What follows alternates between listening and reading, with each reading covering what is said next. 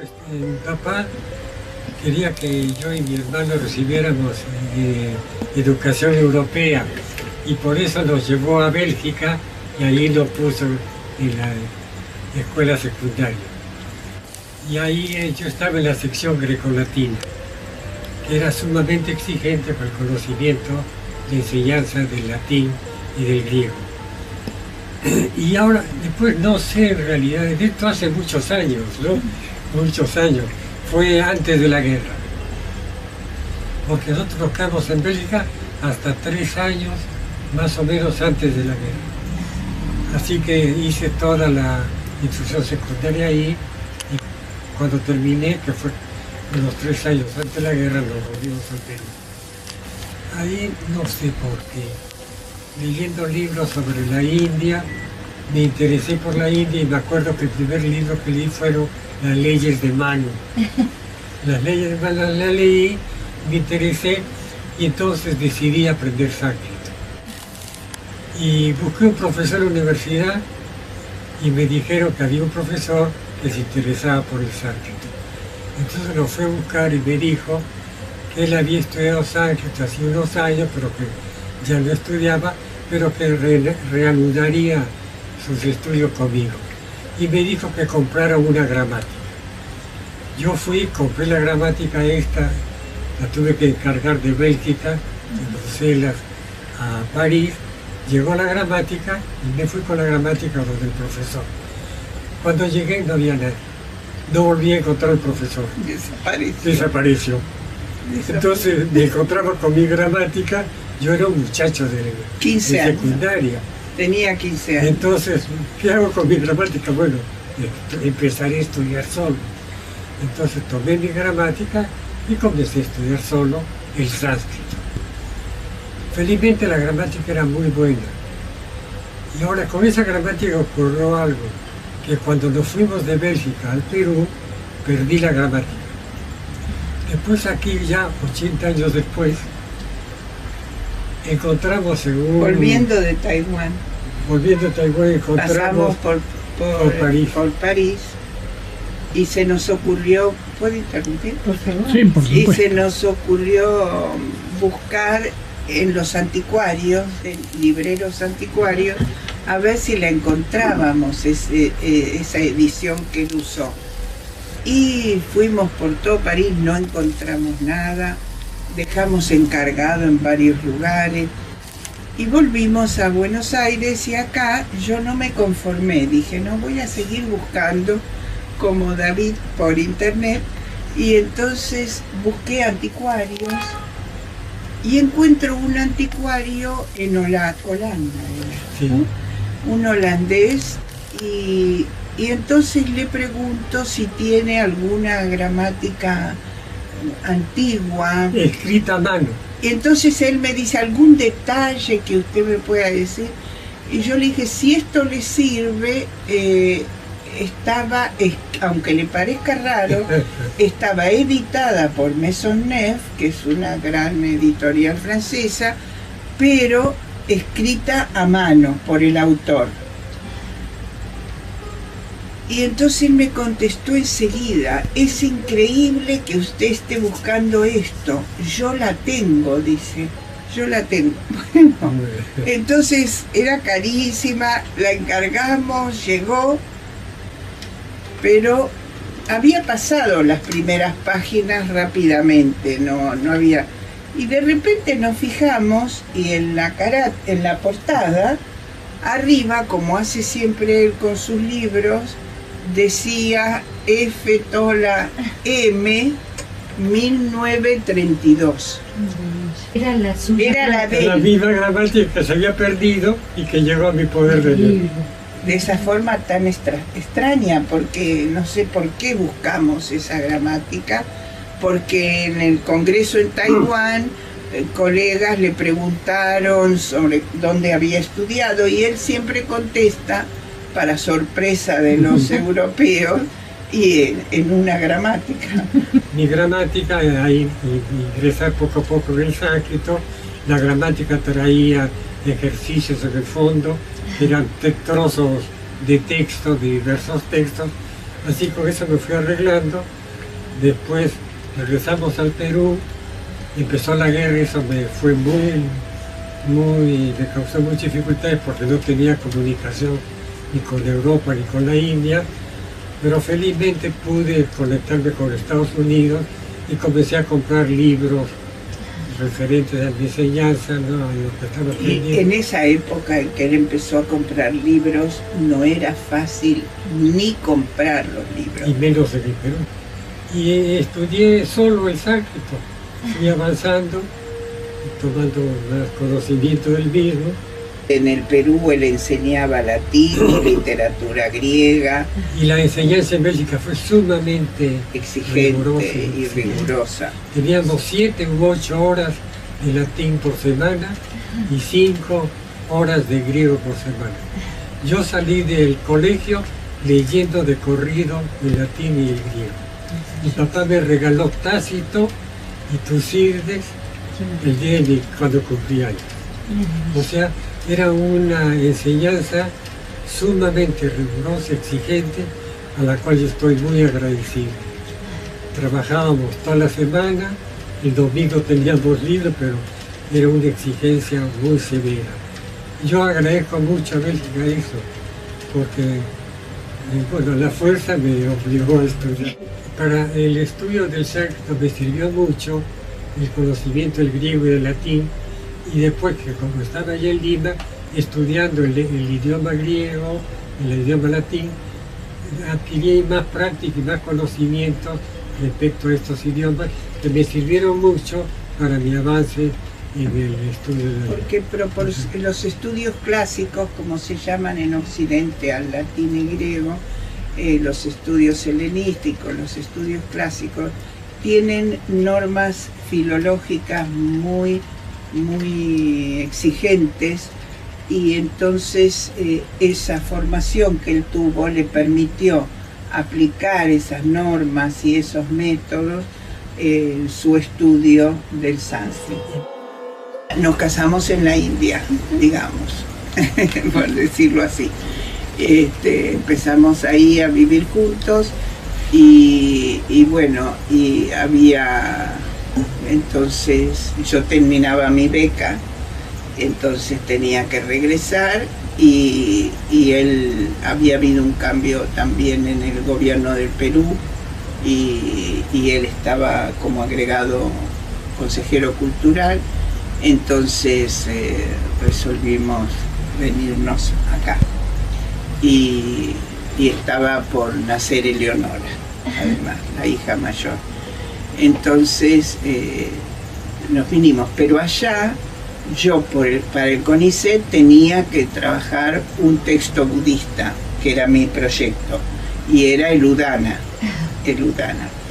Y así que trabajamos las dos cosas. Él nunca quiso dedicarse exclusivamente a una sola cosa. Y entonces siempre teníamos diversas, siempre dentro del campo de la India, pero siempre todo lo posible, digamos.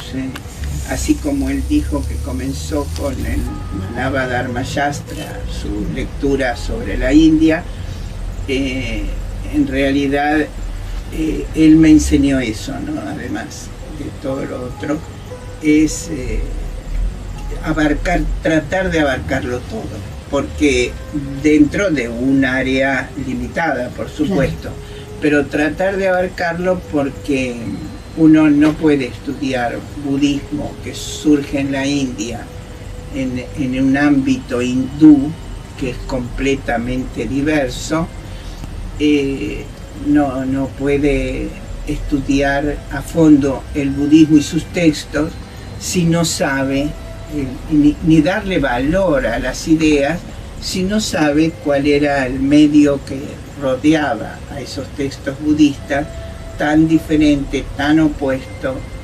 Y entonces sí, ya se ha dicho que la historia de la filosofía en la India es la discusión entre el budismo y el hinduismo. La historia de Fernando, que él la pinta tan positivamente, en realidad es negra en la Argentina, pero que no es nada sorprendente porque mucha gente las ha pasado mal. En realidad hubo una primera etapa que fue muy buena. Estaba un profesor de la facultad, Víctor Masú, que enseñaba filosofía de la religión y que respetaba mucho el trabajo de él y el mío, y que sabía lo que era budismo y que sabía lo que era Pali, que entonces apenas llegó Fernando creó un instituto de filosofías y culturas orientales, algo así. Y entonces él entró, pero yo no pude entrar, porque eso era un grupo también de gente de la facultad. Y entonces, pero por lo menos él se le abrió esa puerta en la universidad. Ni pensamos en el CONICET, porque el CONICET es una carrera.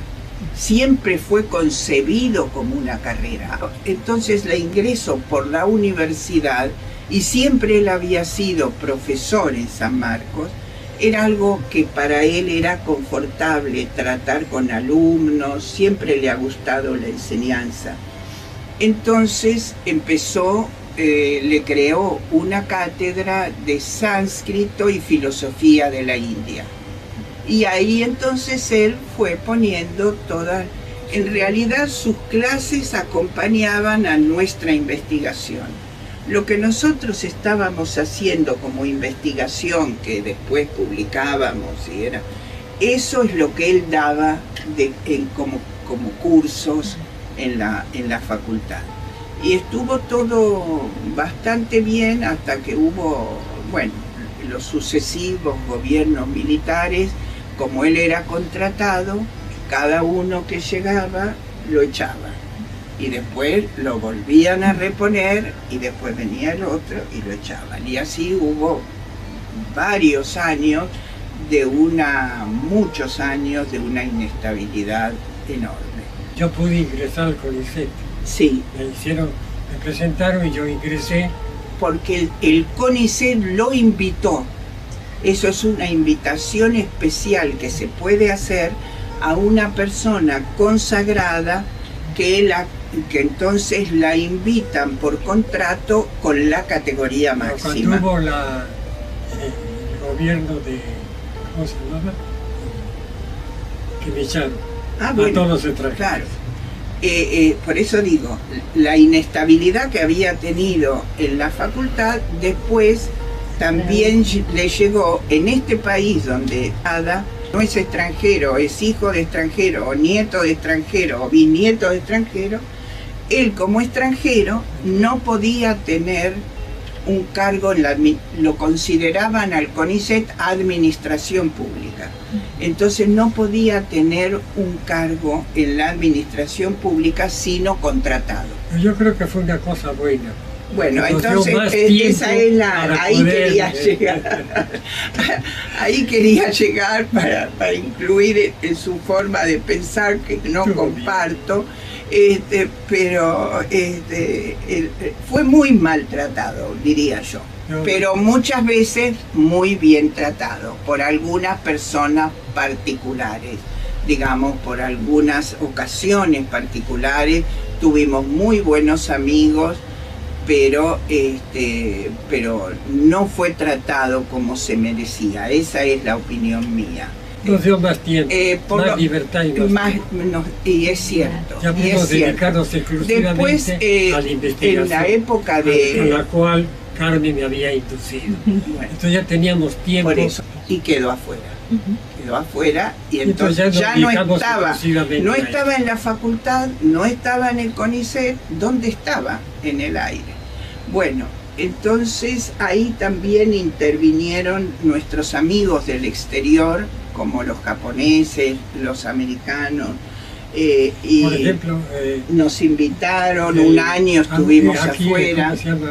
Akira Yuyama nos dijo: les doy una beca, fijen lo que quieran recibir y el tiempo que quieran. Entonces, Teníamos las hijas, no podíamos irnos demasiado tiempo. ¿pero eso nos permitió estar cuánto tiempo? Tuvimos reuniones familiares y llegamos a la conclusión con ellas que nos podíamos ir unos 6 meses a Japón y 3 meses a Estados Unidos, que ellas se las iban a arreglar solas. Y en Japón, y es muy bien. Bueno, en Japón... Fue muy generoso, muy generoso. Sí. Fue que trabajábamos todo el día en un instituto de estudios budistas de la Ryukai. Y el director nos decía, no trabajen tanto. Y el director me dijo, Carmen, todo lo que usted quiera, a los ingleses, a los norteamericanos les cobraba cada hojita $10, $5, no les perdonaba una. Y yo pensé, nunca voy a poder fotocopiar nada. Y él me dijo, usted fotocopie todo lo que quiera y se lo lleva gratis. Bueno, entonces yo de las 10, 15 horas que trabajábamos, me dedicaba 2 o 3 horas nada más que a fotocopiar. Y muchas cosas buenas que tenemos en la biblioteca son fotocopias de materiales, textos, libros, cosas extraordinarias que tenía y la generosidad de esta biblioteca. Y bueno, y uno de los temas que tratamos, que lo llevábamos muy clavado, era si hay o no hay filosofía en la India, porque estuvimos como miembros de una asociación de filosofía donde no nos permitían publicar porque lo que hacíamos no era filosofía. Y esto fue lo que dio origen al libro que publicamos sobre, ¿cómo se llama? Era ¿libro o artículo? El libro rojo. Filosofía de la India. Filosofía de la India. Del Veda, al Vedanta. Y ahí fue una enorme satisfacción porque el doctor Steinkeller, que es uno de los grandes budólogos de ahora, nos escribió una reseña diciendo el tema está terminado y está demostrado que hubo filosofía de la India y que no se puede ya eso ponerlo en duda. Y nos pidió que siguiéramos haciendo investigaciones en ese sentido. Así que ya nos hemos quedado tranquilos porque sabemos que hemos estado haciendo algo que existe.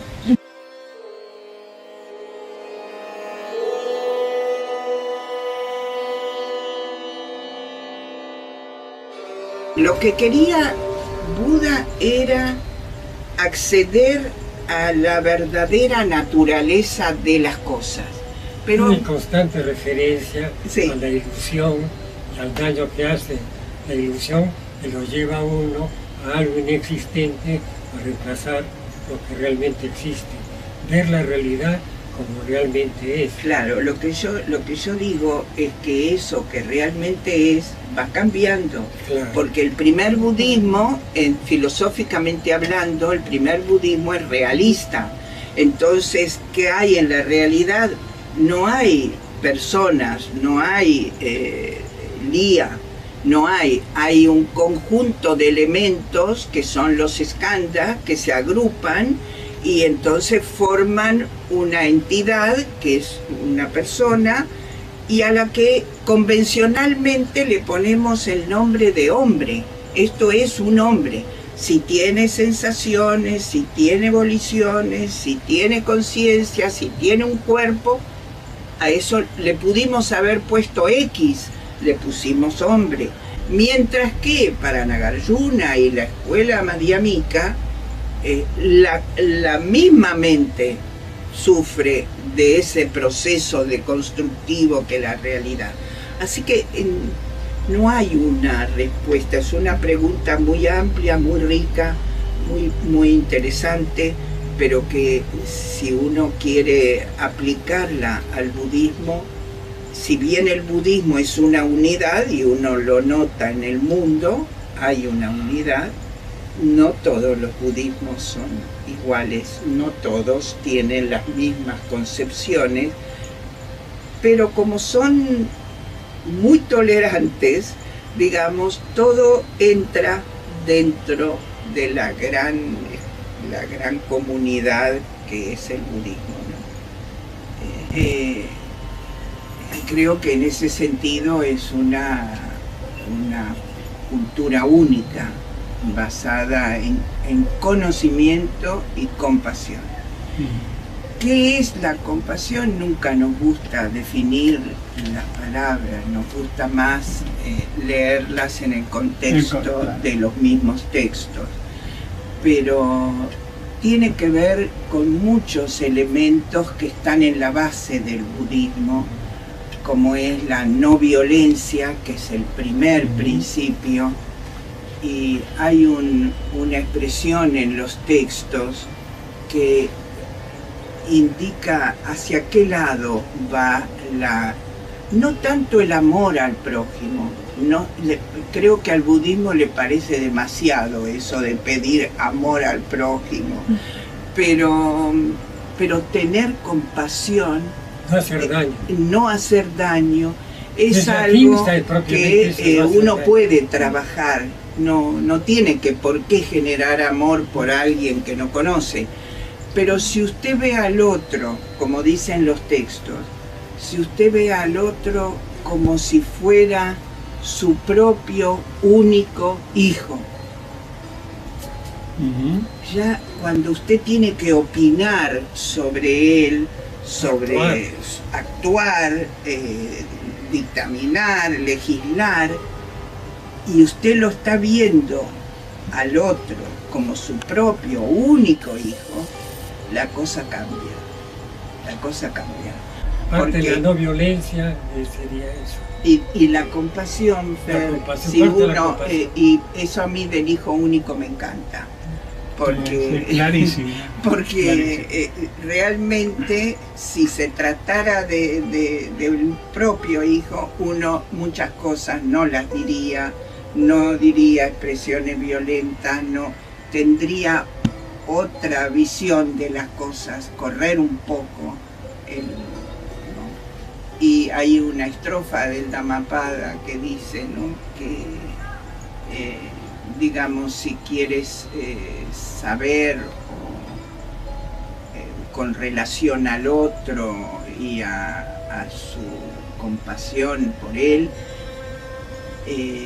piensa en ti mismo. ¿En qué sentirías tú mismo que te hagan una cosa así?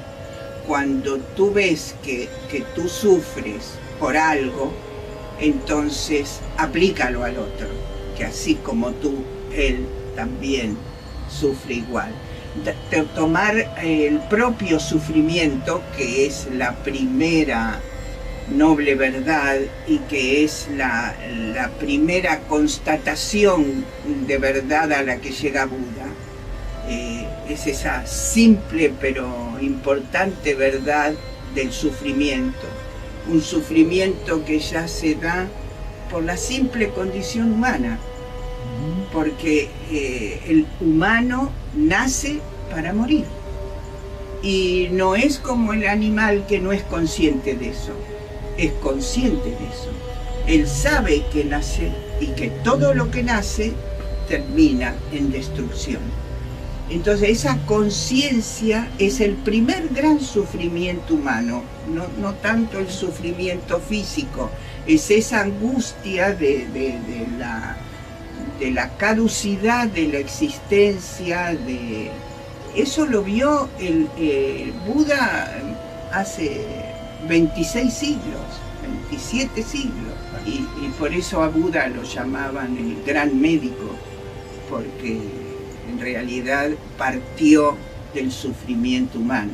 Y el primer sufrimiento es ese, el saber que uno tiene una existencia limitada.